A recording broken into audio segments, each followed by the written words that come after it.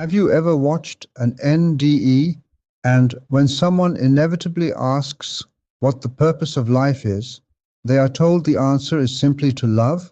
Because I have watched countless of them and I have never heard the answer be anything other than that. Love is interesting because everyone recognizes it, but most can't really tell you what it is.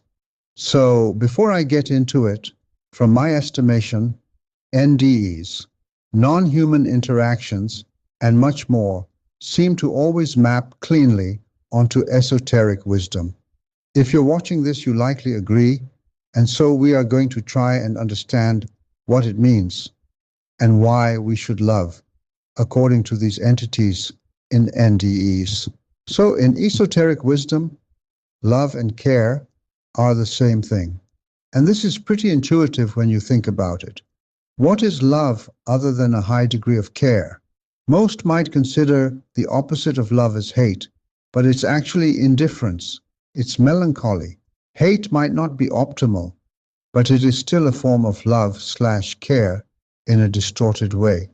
If you hate, you are still engaged with something, still oriented toward it, still moved enough to act. Even if that action is destructive or misdirected, it still creates experience. And in that experience, you can still learn from it and evolve. In that sense, it is still a distorted form of care, just not a balanced one. Without care, you take no action. With no action, you stagnate. You begin to rot from the inside. The Greek root of enthusiasm is entheos, meaning in God or possessed by God. So enthusiasm means to be close to God, and if God is love, as the Bible states, then to feel enthusiasm is likely the embodiment of what these entities are saying. So when I say love, I mean engagement with existence, not just emotion. In astrology, we can look to Saturn as the embodiment of melancholy for a reason. Saturn is often claimed to be the identity of Satan for a reason.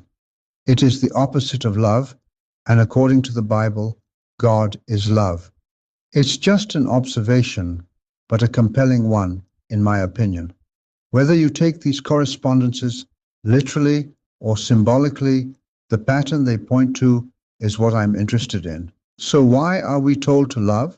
I'm sure there are things going on we can't comprehend, but without love, you have stagnation, devolution, death, and decay. Have you ever noticed how live, as in to live, spelled backwards, is evil? If anything is evil, it is to not care, and to live in death and go hollow. And to love is to live, to keep pushing forward.